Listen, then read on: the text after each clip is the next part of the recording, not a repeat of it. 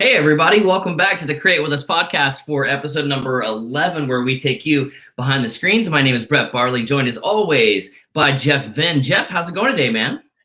It's going good, and I'm looking forward to our guest today. I've known her a long time, and she's just chock full of great marketing experience and great energy. So you're in for a treat today. That's right, dude, a treat indeed. We've been talking about having Lori on the show forever. We at Create Web Studios, we're all good friends with Lori. We love Lori, so we're so excited to have her on today. Quick introduction about her. Lori Moonen is the owner and lead creator for Creative Spark Marketing, an advertising and public relations agency based right here in Jacksonville. Lori started Creative Spark out of a need to fuel relationships with strategic partners, and she's long had a passion for helping others succeed. She's been helping clients grow their businesses for over a decade now. So without further ado, let's bring Lori on in. Lori, how's it going? What's up? Hi, guys. Thank you for having me today. Of course. What up? Thank you so much for joining us. Like I was saying, we have been waiting to have you on the show forever now, so we finally did it. And we found out just now pre-show, this is Lori's first ever podcast appearance. So let's give it up for Lori for that. Golf clap. Yeah. Yes. We're going to document this. That's right. That's right. We're going to be out there forever on the interwebs. Do a good job. Exactly. No pressure. Yeah. No pressure. Pressure. No pressure at all. You got this. Yeah. Pressure's on. So let's talk a little bit about you, Lori. Let's jump right into it.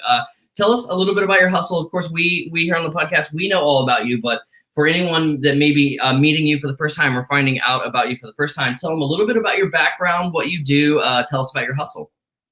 So I am a marketer at heart. It's kind of my passion. It's my jam. And I went locally to college here at UNF. I'm an Osprey. And met an amazing mentor when I was early on in college. And she kind of helped guide me with my strengths. She's like, you're very good with people and building relationships, and you always want to help. She's like, you should really look into communication and public relation. She's like, that would be your passion. She's like, and she had no doubt in her mind. And I went and looked into it, and I never looked back. And it's definitely a passion. It drives me. I get energy from helping businesses grow. I love creating brands and creating an image for a company and watching it grow. It's like my little baby, and then I just watch it go and leave the nest. That's right. But it's true, though, and I love doing it, and it's different every day. No one day is the same, and you can ask any of our clients that, and they laugh about it, fortunate enough, because it could be from a reporter knocking on their door to, we just had a $10 million increase in our revenue from the 12-month branding campaign we just ran. So that's a fun surprise. So it's kind of all over the board each day, and that kind of keeps my drive going. Yeah, definitely, and that's always good when it's never boring, never the same day. So that's always good to hear. So, never, you know that. Yeah, exactly. So, what type of customers do you typically work with? Is there a specific field, or does it kind of vary? So I'm heavy in medical, but that isn't where it's not only where we live. We have everything from medical to roofing. We also have tourism. We have salons. I mean, we're all over the place. So we're not anything, like we don't really have too much of a focus as one individual industry. But if you had to say it was a niche, I would probably say medical. But as far as our current clients, we're all over the board. Yeah, well, good, very good. Yeah, I love it. Yeah, absolutely. So as far as what specifically you do for clients, I know obviously you said it's a whole bunch of different type of fields, different type of businesses, so not always the same thing. But what challenges would you say you typically solve for your clients? Well, for most of our clients, we handle everything from A to Z. They need a brand, and then they need a marketing plan, an advertising campaign built, and then they also need us to kind of manage their day-to-day, like everything from social media, reputation management, just daily or monthly maintenance updates, those types of things, and also handling public relations, community relations for them as needed. So it's really an A to Z type thing for our current clients. We do have some clients that just utilize us for media buying and media planning. And they kind of come and go, like 6 months on, 6 months off. And then we also have some clients that purely utilize us just for public relations and PR type protection, you can say. And like, for example, we have one client that I swear they're just under a reporter microscope for no reason. It may be their industry that they're in, but we're always constantly fielding reporters for them. And they are very appreciative of our services. I'll leave it at that. Sure. I'm sure they are. I was gonna jump in here. So Lori, you and I have worked together since did we say 14? Yes. Yes. Yeah. So 2014, I think one of the things that's real unique about what you do is very few people are just super good at the overarching strategy, right? So as we've worked together with various clients, you definitely get that big picture view first, right? Because I noticed you'll push certain things really hard with clients and then not even bring other types of like advertising up with others. So talk to me about that, the big picture, and getting there with the business owner or the marketing director and really getting that strategy down.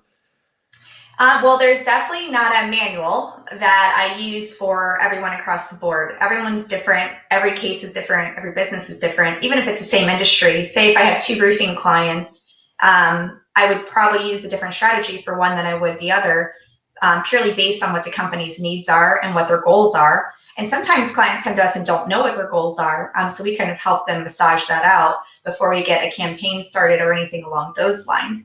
And then some clients don't want to get too big, and it's a scare and a fear for them that they're going to grow too fast, or that a marketing campaign is going to explode their business and they're not going to be ready for it.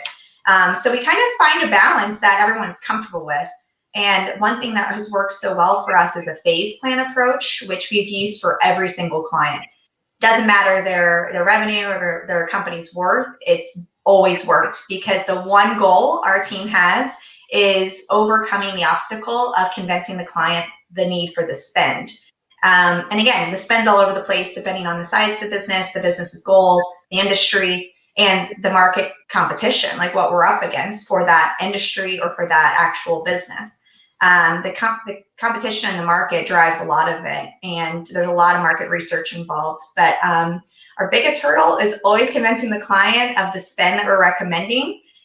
So we always suggest a phase plan approach when we deliver the spend or the suggested spend. We always offer a phase plan. Like, if you don't want to go all in, which some clients do, some clients are like Jeff and like, let's do it. We're all in. We're going to go for it. But then other clients are slightly moderate risk takers like myself and tend to like a phase plan approach. So that always works, and we always offer it, and majority of the time it's taken. Gotcha. And I like how you don't run in with like just one solution, right? It's not like the social media is going to do it for you or just buy paid ads, right? It's whatever's going to like work for their industry or their field, right? 100%. And what the competition's doing. Yeah. There's a lot of that. Yeah. How does that factor in? Because like if like say it's an AC company or roofing, like how's what the competition's doing factor in? So I've always been a big believer, and you both know this, of multi-touch approach. I don't like to put all of my eggs in one basket, especially if the budget's healthy. If it's a healthy budget, we shouldn't be doing that. But if it's a lower budget and we're really phasing the client into the marketing arena, if we do have a low budget, then I would put all my eggs in one basket, and most likely it would be digital. But if we have a healthy, moderate budget, I would definitely do a multi-touch approach, because the more platforms or vehicles you have to push the messaging, the more success, the more opportunity for the campaign to be successful.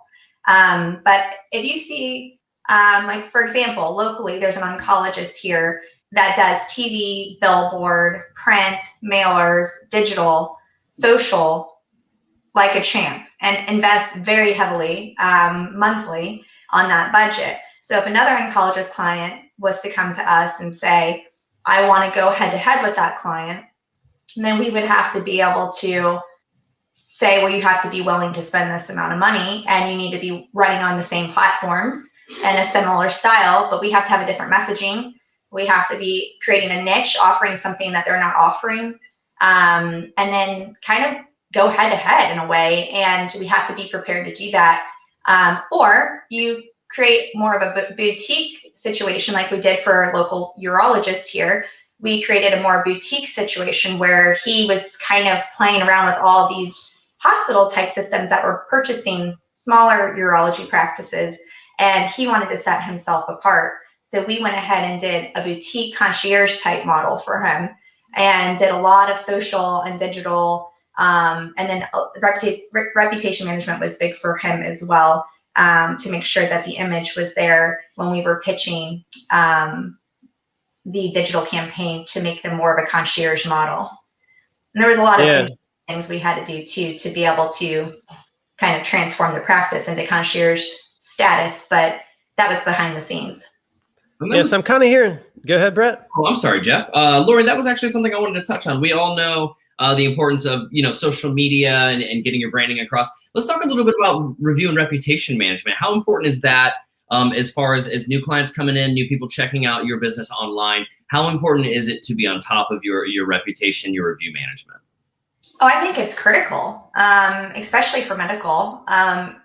It's very important.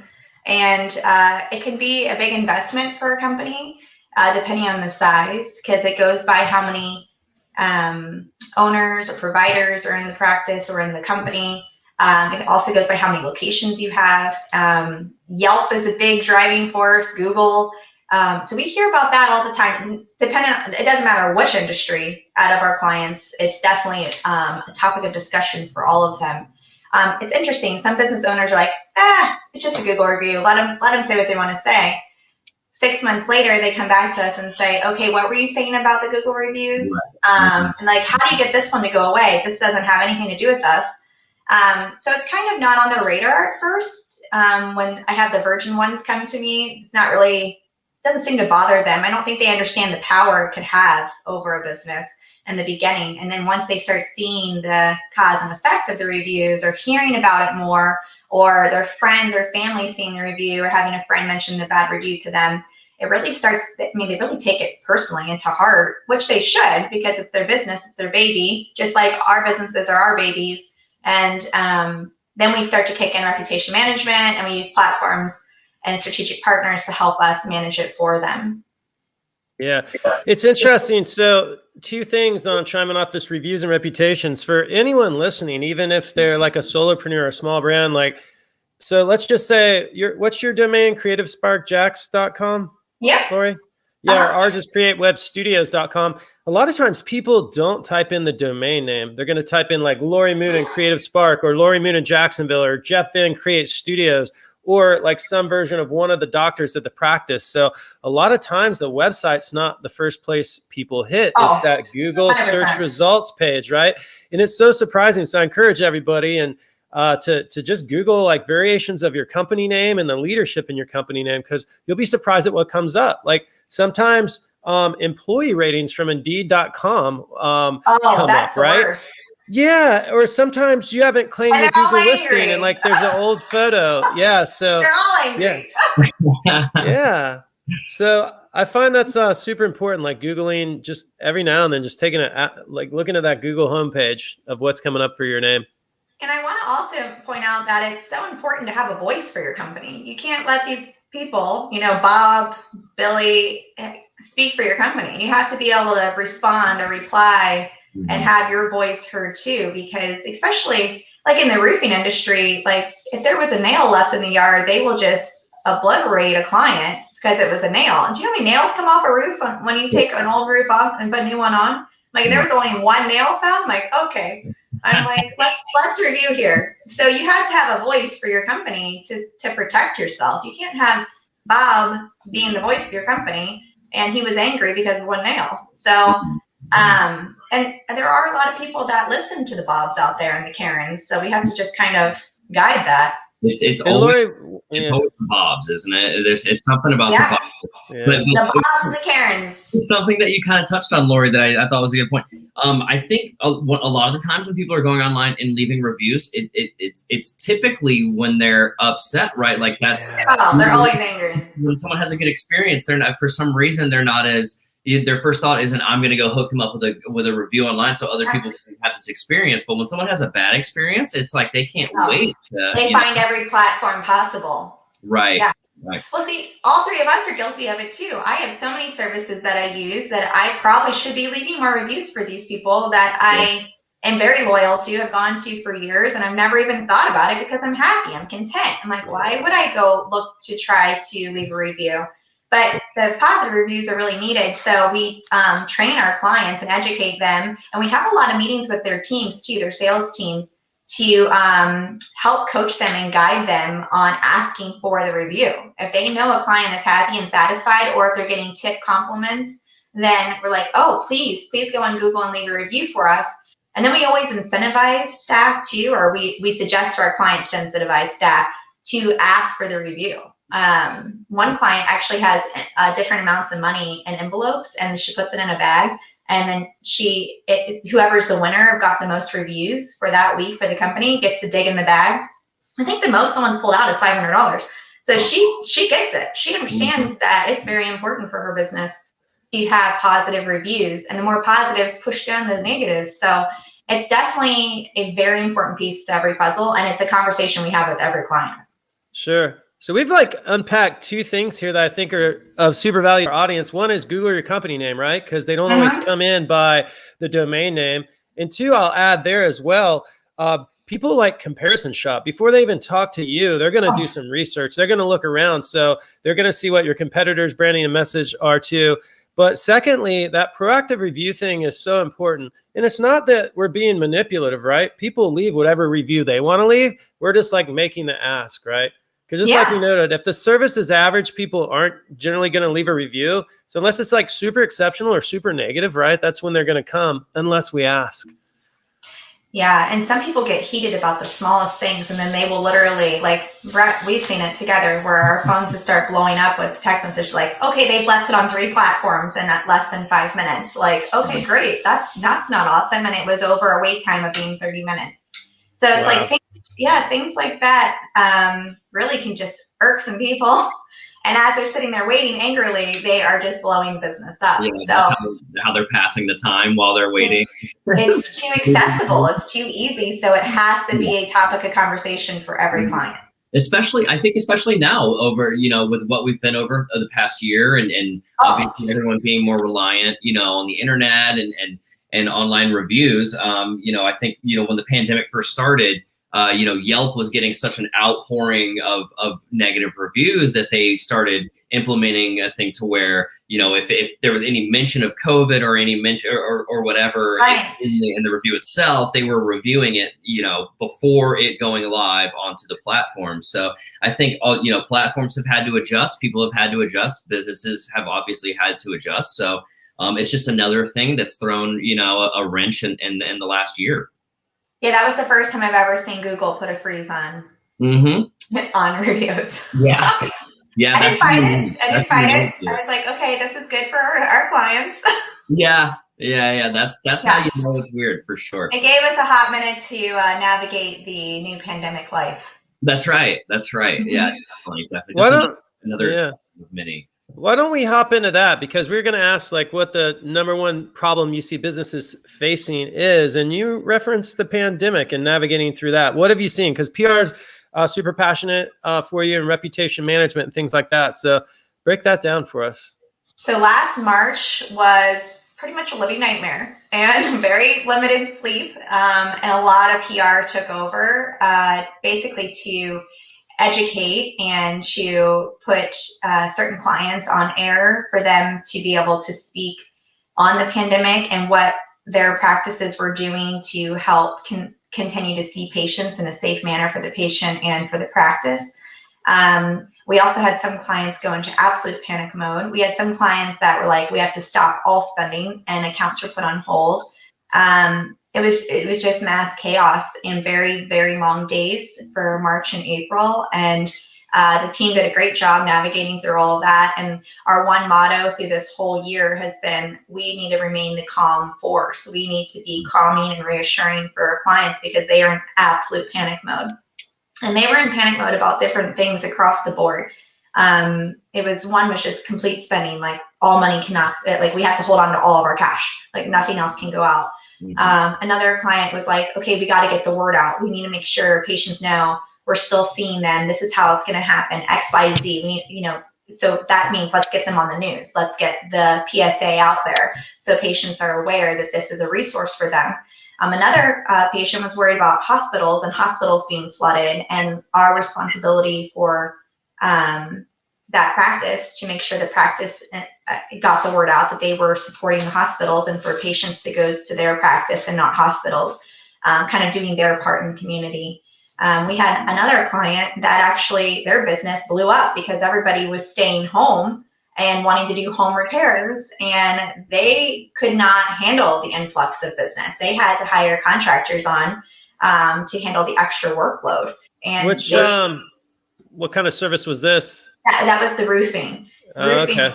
Blew up, and they were not expecting that at all. That was a big surprise, but it made sense. Everyone's at home. They're like, oh, let's do some fix-it things and things like that. Our tourism client was complete panic because how their whole department, their whole marketing team is funded is through tourism, and the tax per bed is how they get their budgeting. And they have grants here and there, but the majority of it is every time a hotel room is booked is how they are paid. That's their salary.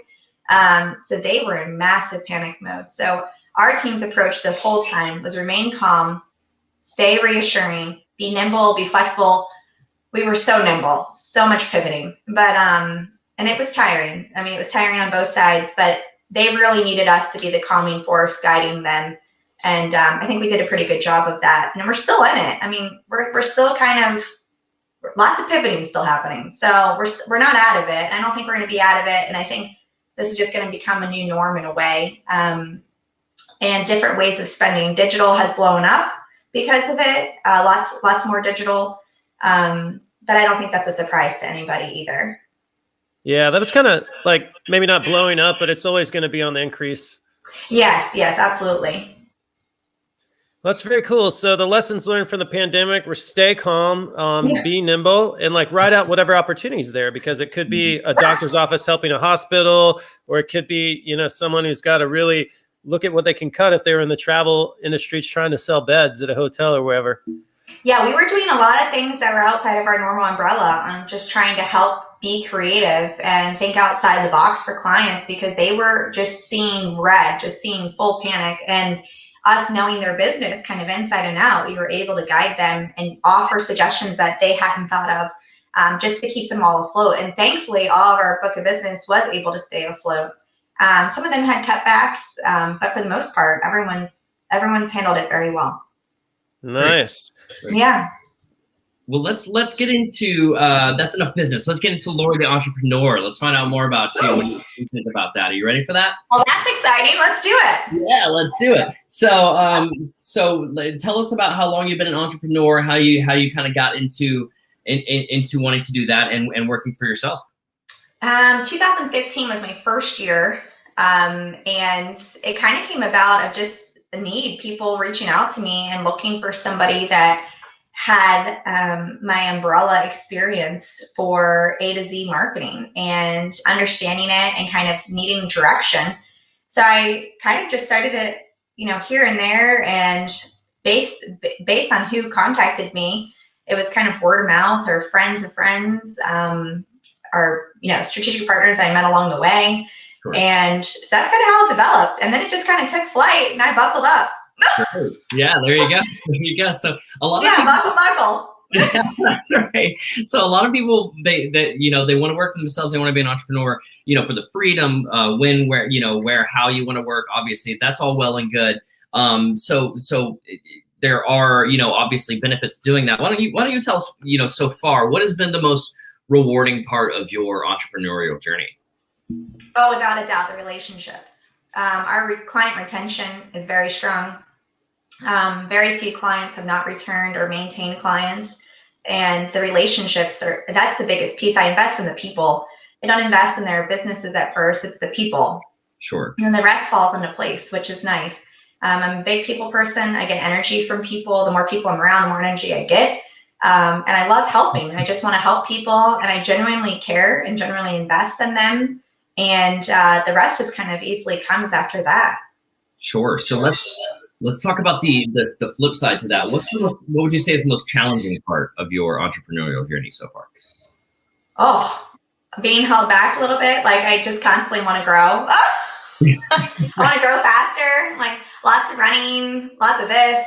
I'm like, but I just have to remind myself to be patient. I'm not moderate risk taker. So I got to stay in my bubble, my comfort zone for a little bit with some water wings on. That's right. Very good. Very good. Okay. So this is the fun part of the podcast that we get to do every week. And I'm going to let Jeff take over for this one. It's called the rapid fire round. Lori, I hope you're ready for this. We're going to give you no time to think about it. It's totally off the hip and a lot of pressure. So I'll try to keep it clean. The answers are pretty. So choose wisely. Jeff, you want to take over there? Sure. So balance is important. Work already takes up a big part of our life. So obviously we're talking about your drive for work, marketing, relationships. Outside of work, how do you stay energized? How do you stay recharged? Oh, family, friends, exercise. Gotcha. And what's your favorite exercise that you'd recommend for folks out there? Well, I'm kind of all over the board. Yeah. I do tennis, I do bounce, I do cross training. Nice. I'm kind of all over the place. I do Pilates. Yeah, I'm all over the board. I like variety. Keep it moving. Well, so whatever works for you, motivates you. Looking back, to your younger self, what advice would you give to young Lori? 100% take way more risk earlier on. I was way too guarded. I was way too safe. I think if I would have taken a little bit more risk, I would probably be a little further along. But that's okay. I have no regrets. I don't look back. I just keep chugging forward. Sure. And maybe you can apply that knowledge to now because you do have that. That's funny because that theme's come up a lot in the stories so far. So it makes sense. Moderate risk taking? Yeah, literally the exact phrase. Gotcha. If I were to go read a book, what would you recommend? So shockingly enough, because people that know me would be surprised by this, Kevin O'Leary writes a lot of good books. And the one that I have found a lot of help and guidance in for business is The Cold Hard Truth, which is an older book, but it's really provided a lot of guidance on entrepreneurship, how to be a successful business owner, how to increase your revenues. So I relate to it a lot, and it's been helpful, and I've used a lot of the principles and tools. So it's a good book. I definitely suggest it. I should probably read it again, actually. There you go. Kevin O'Leary's A Cold Hard Truth. And last question, wrapping things up before we give audience a way to connect with you. What's one thing you're deeply grateful for right now? Oh, all the way, my family and our health. Everything else will fall into place from there. Very good. Very good. That's a great answer. So, Lori, unfortunately, we've reached the end of the road. All good things must come to an end. Okay, I'll hop off the bus. We've had so much fun with you. One podcast down, Lori. You've done a podcast now. I mean, 2 points, right? Gold star. You did wonderful. The first domino has fallen. So thank you so much for having me. I really appreciate you both. Of course, thank you so much for coming on. Before we let you go, tell the people what's the best way to engage with you. Where can they find out more about you? Probably our website. We've responded to that pretty quickly. It's creativesparkjacks.com, and you can just fill out the contact form sheet or call directly. Easy peasy. There it is, as easy as it gets. And of course, we'll be providing all the links and stuff in our description. So everyone reading or everyone listening or watching this, please go check out more from Lori. Hit her up. She's awesome, as you can tell. We love Lori. Thank you, bro. Lori, thank you. Love you guys too. I appreciate you guys. Absolutely. You know it. Thanks so much for coming on, everyone. Thank you so much for watching. We will see you again. We'll be back on Friday at noon. So we will see you then. Thank you so much for joining us and enjoy your Wednesday.